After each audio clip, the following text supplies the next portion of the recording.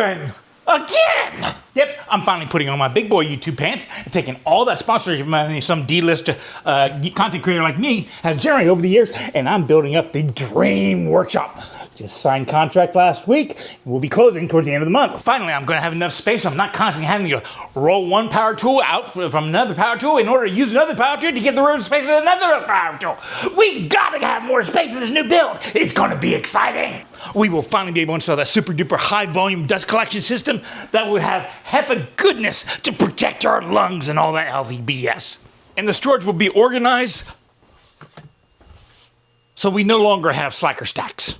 Oh my God, is it going to be nice to actually have enough room to build big stuff inside instead of just bumping your hips into everything and coming out with bruises every single week. I'll finally be able to spend the money to get the really nice professional commercial floor standing drill press and, an aircraft carrier of a jointer instead of just the one that will actually fit in the shop and is on rollers and I can move around.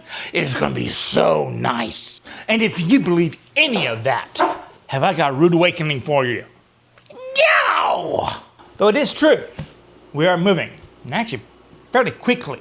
As many of y'all know, for the past year, I've been looking for a place. And, in the beginning, I had these big dreams of getting, 5, maybe 10 acres out in the country. And I spent a long time looking for that kind of stuff to dream of building up my own home, my own workshop. You see other YouTubers do it, that I should be able to do it, especially in Texas where the land is so cheap. I mean, they say they're selling an acre of land for between $2,000 and $3,000 out in West Texas, right? No. Yeah, this land sells for that much, but you got to develop it to actually be able to live on it. And there are so many regulations about just buying an empty piece of land or a land that has a home on it or anything like that as far as, getting water, being allowed to have a septic system.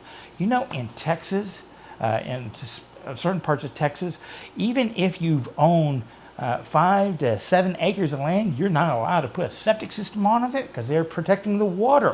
And you are not allowed to build a well on it because they are conserving the water.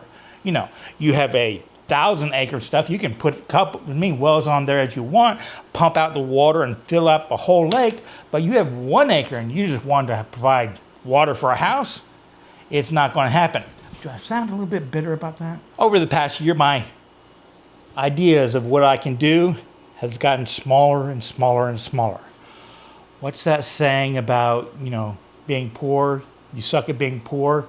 If you want to be good at being poor, you got to take other people's shit, fix it up, and make it your nice shit. Well, to do that, you first have to buy quality shit that you can make better shit, right? Well, my thinking these past few months is, where do you find quality shit to rebuild? Well, you find a community that was doing really well, but everybody is leaving now. Because basically they built good stuff, but just nobody wants it, right? And if you are a digital content creator, it doesn't really matter where you live, right? As long as you have internet connection. So I started looking for that kind of stuff. And it's also kind of expensive in Texas. So you shrink your plans down more and shrink it down more until you find pretty much, now I think I can honestly market those first videos on this next series I'm going to be doing as buying the least expensive livable home in the state of Texas. Put down in the comments what you think I'm talking about, the quality of home I'm doing, the layout, the design, all that kind of stuff, because I think a lot of y'all are going to be shocked. Now, it is, priced about where a Toyota Camry would be. And my goal is over the next, year or so, maybe invest the price of a used Camry into making it a little bit more me and workable as a live-work environment, which means I'm going to actually have the opportunity to eventually build a workshop from the ground up. But for the time being, I'm going to have to convert part of the home into a workshop because the production woodworking cannot stop here. I've got to make my bills, and we've got to keep going. So I've got to do it so that portion of my business doesn't stop for very long. So the plan is, over the next month, I'm going to get the place up. I'm going to fix it up at the absolute bare minimum to make it nice to live in, and bring a working setup of this workshop there so I can continue working. At that point, I hope to turn my attention to building a workshop in the back of the establishment. Now, there isn't much room in this property, so it's going to be a really small workshop, but I think I can make it work out. I mean, we're furniture makers. We can be creative with our storage and layout and stuff like that, right? Right? Now, once I have that true, fully capable workshop built, we will turn our attentions back to that home and build it up to the capacity of a furniture maker, but on a really small budget. Remember me saying my goal is the price of a used Camry for all this? After that, I am going to turn my attention to the exterior yard, because I have always enjoyed gardening, and there's probably a few 100 feet in the yard, and maybe I can build some nice stuff to grow or kill. Yeah, probably grow it first and then kill it. Yeah, that's me. But what some of y'all might not know, if you haven't caught my past few videos, is I did start a whole new channel. This channel, I'm putting forth some concerted effort to keep it more of the long-form, deep dive educational content. That'll never go away, because that's kind of my passion project. It's what I enjoy doing the most. But there's a lot of DIY opportunities in home and shop builds that's where we're going to go on the new channel, which is basically worth effort DIY. And that's also content that's more attractive to sponsors. So I can keep my EDU content really clean, and maybe sponsorship over there will help subsidize stuff over here. For example, I'm gonna need to build some kitchen cabinets, because wait till you see this place. But most people will just go buy cabinets and install them or contract them out, build them out plywood.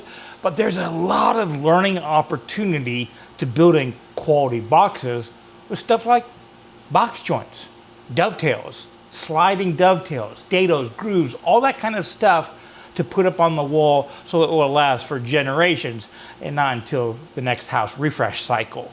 That's the kind of stuff I can teach at Worth Effort, the EDU stuff.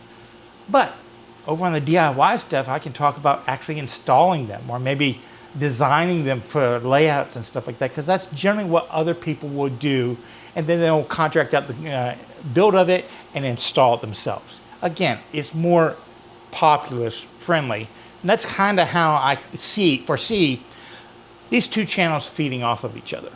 So you could do me a very big favor and going over to Worth Effort DIY and hitting the subscribe button, because getting a rapid subscriber rating jump up right there will help me attract some of those sponsors to help pay for that build I'm trying to do for less than the price of a used Camry.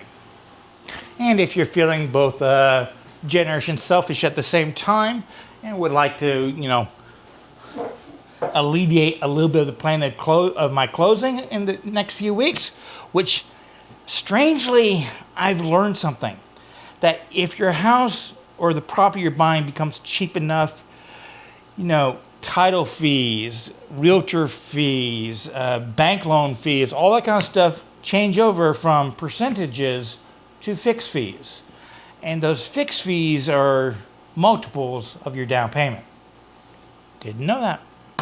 But to help out with that, I have launched a kind of a short-term fundraiser, in that I'm dedicating all of next week to doing another batch production run of my 3-way mallets. The bench mallets made out of hard maple of my design that allows you to work with them 3 different ways for different applications.